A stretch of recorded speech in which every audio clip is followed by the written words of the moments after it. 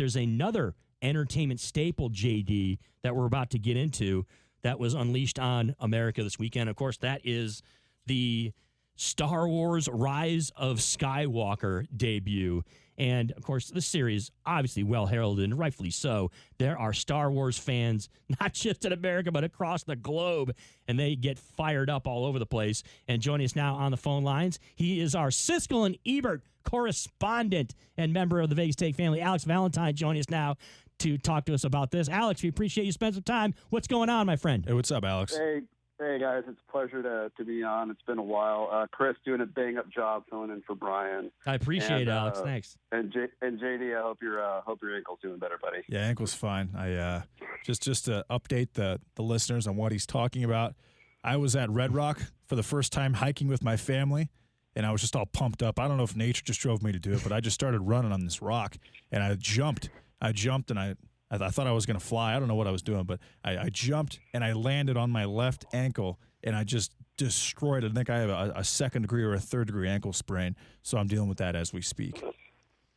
Crazy. Very crazy. That's the real story here. Yeah, it is, right? Hey, so, Alex, Star Wars, The Rise of Skywalker, it killed it at the box office this weekend, but the Skywalker finale couldn't match its recent predecessors on opening weekend, even though it did amass 175.5 million debut.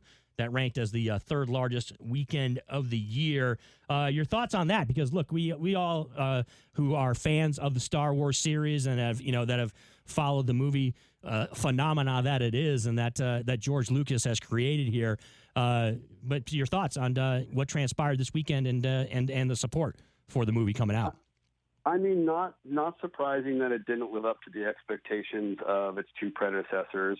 You know, a lot of fans were turned off by the end of The Last Jedi, and I think that fallout carried over to this opening weekend of people who wanted to wait and see what the reviews were like before it actually came out. And at one point, it was actually rated lower than The Phantom Menace by critics, which came out, over 18 years ago. Or almost 20 years ago now. And I think that a lot of that has to do with that fallout. And I also think another part that has to do with it is I think people are going to wait because of these reviews and actually wait to see it on Disney Plus when it hits there. Yeah, apparently Taft mentioned, and she talked about, with critics, we've seen with our movies, we've seen a lot lower scores than not, but that they continue to do business because they're great quality movies for the moviegoer. And she also she also chimed in that we know people are very passionate about Star Wars and have very strong opinions about it. That's really a phenomenon, right? It's not just like we're talking about some one-off movie. We're talking about a series of movies, and people just have expectations. Maybe they're unreasonable, maybe they're not. And that comes into play when you're talking about a series like this. Yeah, I mean, you're talking about 5 Star Wars movies that came out in the course of 5 years, a TV show that just launched, and a bunch of other content that's going to be coming out or rolled out over the next 3 or 4 years.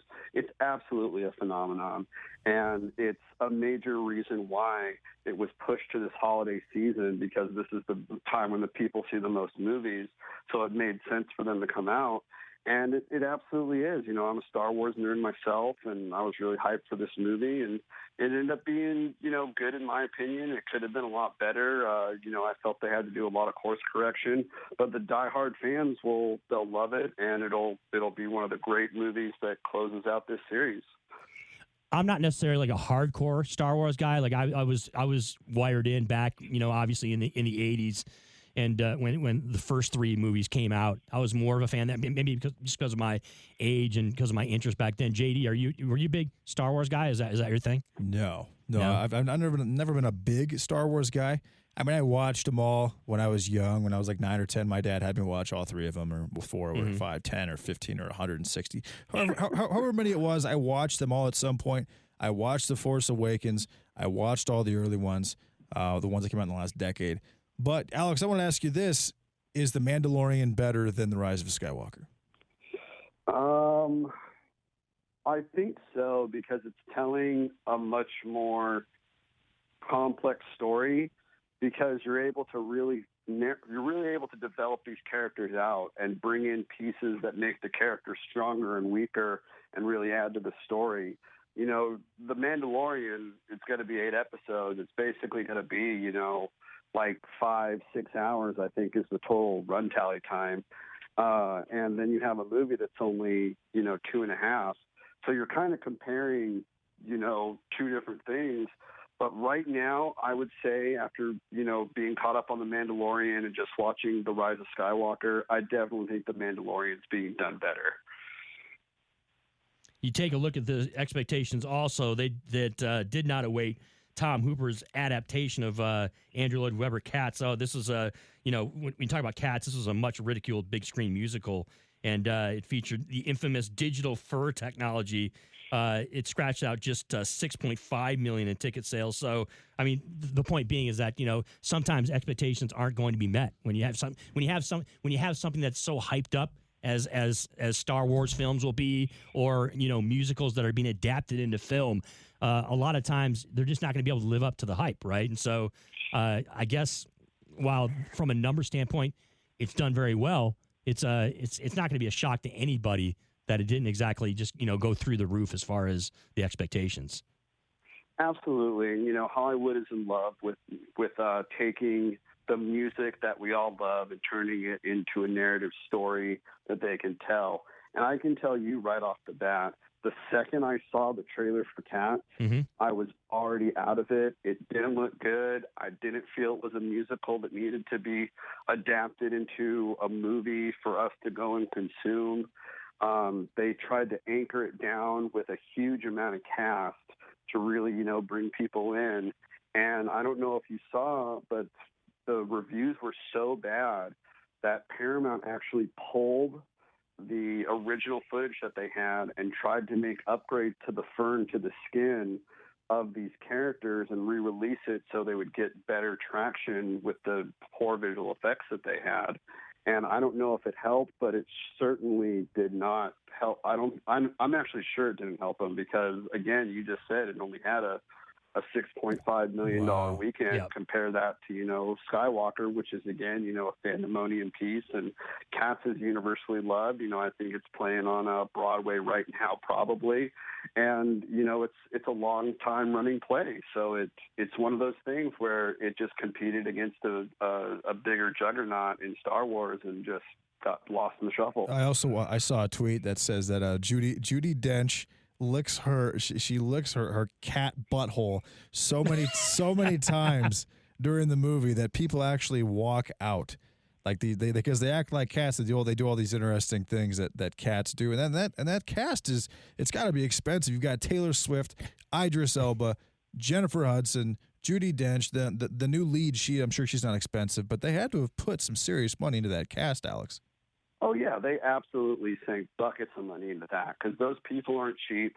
And then going out there, you have to do motion capture of the face. You have to wear a green suit. You have to come in and, do your voiceovers to make sure everything's dubbed correctly.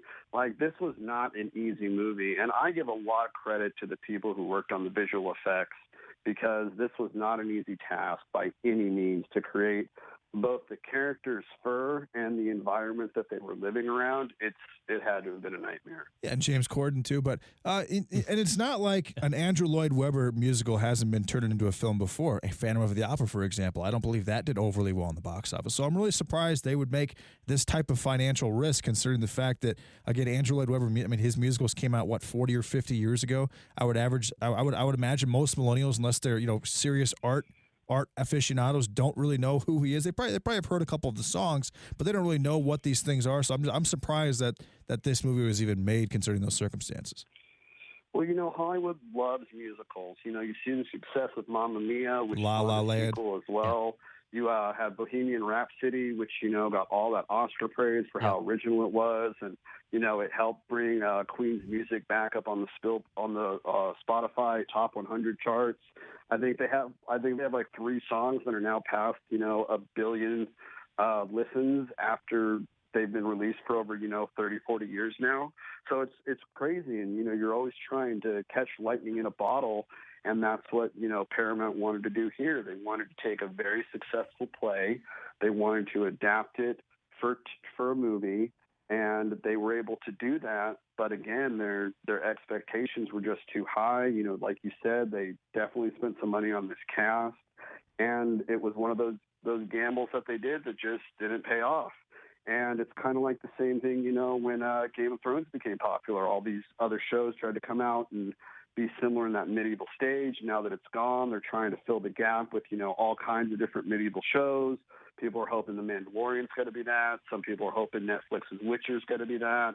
HBO tried to do that with, you know, Watchmen. So a lot of people are going to try to keep doing those musicals until, you know, they run out of musicals to tell, or they just keep making hits. But it's not a surprise that a musical flopped during the holiday season because, again, it was going up against, you know, Star Wars.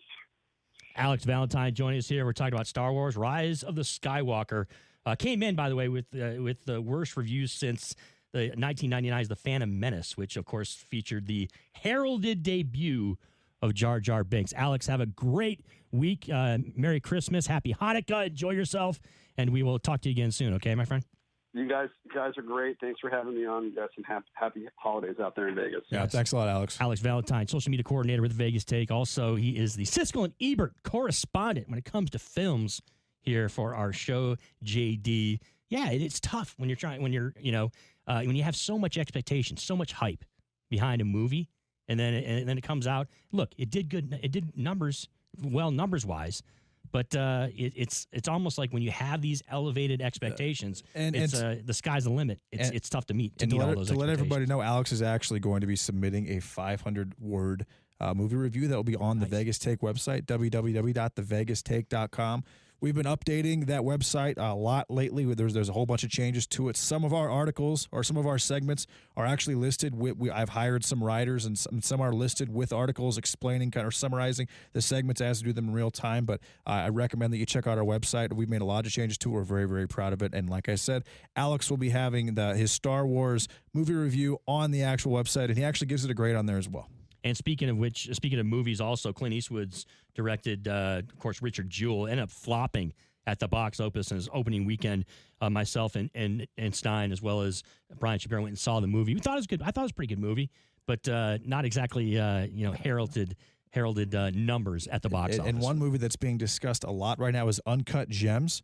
It's Adam Sandler. He's KG. He's actually Kevin Garnett. Apparently, he's got he has a very, very strong performance in the movie, but he actually is a loan shark who ends up, he's a diamond dealer who ends up in a lot of debt, and people are saying that it's one of his best performances of his career. So I'll definitely be watching that. Thanks myself. to our guest Alex Valentine. Thanks to Jamison Welsh, NBA insider. Also Michael Avenatti, attorney. I'm Chris Wynn in for Brian Shapiro and JD Sharp. Everybody have a great holiday weekend. We'll talk to you again soon. Sean Hannity coming up next.